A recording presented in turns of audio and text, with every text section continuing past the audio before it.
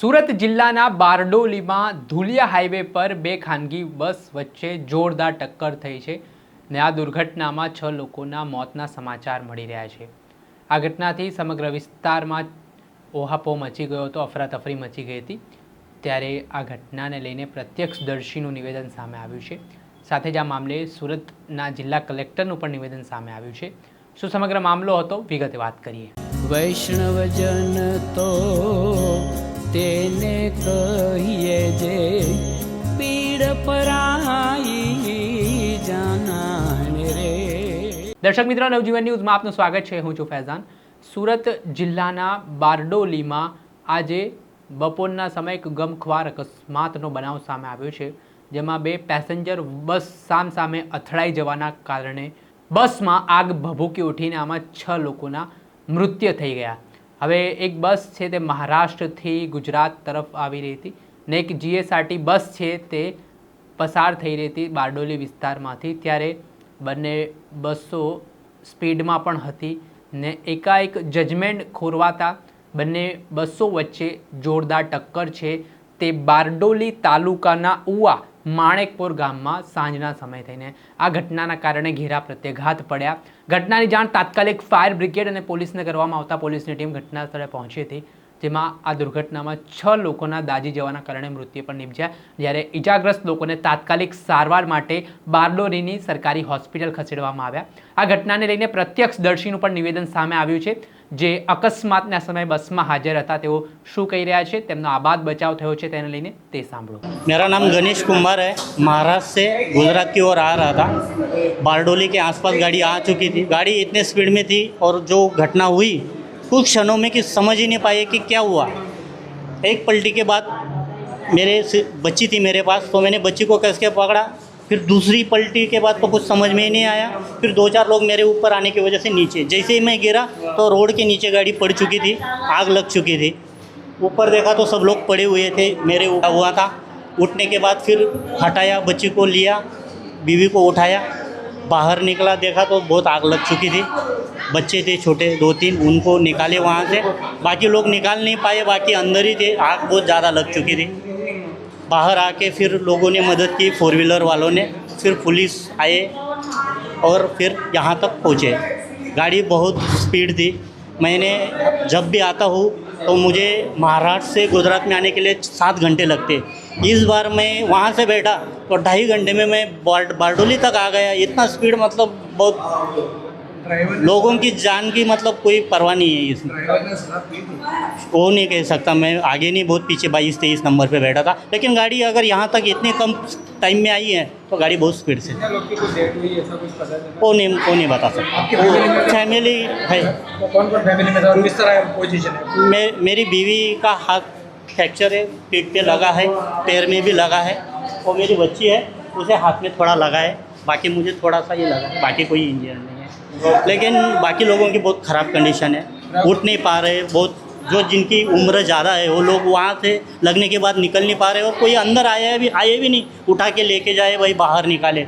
आग लगी है तो बाहर ही खड़े थे, आग देख के कोई अंदर नहीं आए। आपने जिस तरह से देखी वो आग किस तरह की थी? बहुत खतरनाक। जैसे ही गिरने के बाद कुछ टाइम ही नहीं, 1 मिनट में आग लग गई गाड़ी को। मैं 22-23 मतलब जहाँ पहिए होते हैं उस जगह पे बैठा था, तो आँख खुली तो मेरी पास आग थी, एक सीट छोड़ के। तो फिर मैं ताकत लगा के उठ के बच्ची को लेके बाहर निकला। ट्रक वाला स्पीड में जो बस सामने बस मेरी स्पीड से थी, सामने की गाड़ी मैंने देखी नहीं कितनी स्पीड से। बस આપે સાંભળેલા પ્રત્યક્ષદર્શી આ સમગ્ર ઘટનાને લઈને સુરતના જિલ્લા કલેક્ટર પણ હોસ્પિટલે દોડી આવ્યા હતા ને તમામ ઇજાગ્રસ્તો સાથે મુલાકાત કરી બચાવ રાહત કામગીરી છે તે હાઈવે પર ચલાવવામાં આવી। ત્યારે જિલ્લા કલેક્ટર શું કહી રહ્યા છે તે પણ સાંભળો। આજે સાંજે 4 વાગ્યાની આસપાસ NH53 બારડોલી તાલુકાના આપણા ઉવા ગામની નજીક એક ટ્રેન્કર સાથે એક બસ અથડાતા અને તે બસની સાથે બીજી બસ અથડાતા એક એક્સિડન્ટ થયો હતો। આ બંને બસો મહારાષ્ટ્ર રાજ્યની છે અને જેવો જ એક્સિડન્ટ થયો તાત્કાલિક બારડોલીના ફાયર વિભાગને જાણ થતાં બારડોલી ફાયર વિભાગની ત્યાં ટીમ પહોંચી અને જે બસમાં આગ લાગી હતી તે બસની આગ ઓલવવાની કામગીરી કરી। સાથે સાથે જે ડેડ બોડીઝ મળી તે ડેડ બોડીઝને પણ આપણે તાત્કાલિક હોસ્પિટલમાં લઈ જવામાં આવ્યા અને જે બાકીના ઇન્જર્ડ પેશન્ટ્સ હતા એને પણ અલગ અલગ 3 જેટલી હોસ્પિટલ્સમાં આપણે રિફર તાત્કાલિક પ્રશાસન દ્વારા કરવામાં આવ્યા હતા. આ ઇન્સિડન્ટ થયો ત્યારે પોલીસને પણ જાણ થતાં પોલીસે પણ તાત્કાલિક કાર્યવાહી કરી હતી અને ઘટના સ્થળ ઉપર અમારા મામલતદારશ્રી, એસડીએમસી અને એસપીસી તાત્કાલિક પહોંચી ગયા હતા. હું પણ હજીરા ખાતે એક અન્ય મિટિંગમાં હતો અને મને મેસેજ મળ્યો તો તાત્કાલિક હું પણ અહીંયા આવ્યો છું અને અત્યારે હાલ બારડોલી CHC હોસ્પિટલની અંદર લગભગ આપણા 17 જેટલા પેશન્ટ્સ જે છે અંડર ટ્રીટમેન્ટ છે અને 7 જેટલા પેશન્ટ્સને અહીંયાથી સુરત સિવિલ હોસ્પિટલમાં રિફર કરવામાં આવ્યા છે. અત્યારે અહીંયા જે કોઈ પેશન્ટ છે તે કોઈ ગંભીર હાલતમાં નથી, તમામને ટ્રીટમેન્ટ આપવામાં આવી છે. અમારા તમામ જેટલા પણ CHCના ડૉક્ટર્સ છે, સ્ટાફ નર્સિસ છે, તેમની ટીમે પણ ખૂબ જ સારી કામગીરી કરી છે અને તાત્કાલિક ધોરણે પેશન્ટ્સને જે પણ પેશન્ટ આવ્યા તેમને ટ્રીટમેન્ટ આપવાની કામગીરી કરી છે. અત્યારે અહીંયા કોઈ મોટો પ્રશ્ન નથી. દવાઓનો પણ આપણી પાસે સ્ટોકમાં છે, સ્ટાફ પણ આપણી પાસે પૂરતો અવેલેબલ છે અને જે અન્ય 2 હોસ્પિટલમાં જે આપણા દર્દીઓ દાખલ કરવામાં આવ્યા છે ત્યાં પણ અત્યારે દવાનો સ્ટોક પૂરતા પ્રમાણમાં છે. એટલે જે સુરત સિવિલ હોસ્પિટલ જે રિફર કરવામાં આવ્યા છે તે પેશન્ટ્સમાંથી 3 કદાચ ગંભીર હાલતમાં હતા, એટલે એમની પણ ટ્રીટમેન્ટ ત્યાં તાત્કાલિક સુરત સિવિલ હોસ્પિટલમાં પણ વાત થઈ છે અને એ પણ ટ્રીટમેન્ટ ચાલુ કરી દેવામાં આવશે. કેટલા લોકોની ડેથ થઈ છે?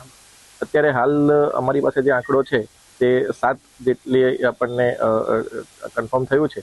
એ તમામ ડેડ બોડીનું જે છે આપણે જે લીગલ પ્રોસેસ છે આપણે કરવામાં આવશે અને ત્યારબાદ અત્યારે અમારી જે મેઇન પ્રાયોરિટી છે કે જે પણ આપણા પેશન્ટ્સ ઇન્જર્ડ થયા છે તે લોકોને તાત્કાલિક સારવાર મળે જેથી વધારે દુર્ઘટનાનો જે આંક છે વધુ ના થાય. તે સિવાય જે ત્યારબાદ આપણે એ લોકોના જે એમના પરિવારજનોને આપણે જેમને જાણ થાય તેમને આપણે સોંપવાની કામગીરી કરીશું અને અમારી ડિસ્ટ્રિક્ટ મેજિસ્ટ્રેટ ધુલે સાથે પણ વાત થઈ છે અને તેમને આપણે અહીંયા બંને બસોના નંબર પણ આપી દેવામાં આવ્યા છે કે જેથી એ લોકો પણ ત્યાંથી ટ્રેસ કરી શકે કે એમના કોઈ પેસેન્જર્સ આ બસમાં હોય તો તેમનું પણ ટ્રેસિંગ થઈ શકે, તાત્કાલિક તેમને આપણે સુરક્ષિત તેમના ઘરે પહોંચાડી શકીએ. એટલે કોઈ આમાં કોઈ અફવા ફેલાવવાની જરૂર નથી. પ્રશાસન અને પોલીસ તંત્રએ અને મેડિકલ ટીમે તાત્કાલિક ધોરણે કોર્ડિનેશનમાં રહીને કામગીરી કરી છે. અત્યારે મોટાભાગના આપણા જે પેશન્ટ્સ છે એ અંડર ટ્રીટમેન્ટ છે અને તમામ મેક્સિમમ આપણે જે સારવાર છે આપણે પૂરી પાડવાની કોશિશ કરી રહ્યા છીએ. એટલે આમાં કોઈ અફવા ફેલાવવાની જરૂર નથી. કોઈને કોઈ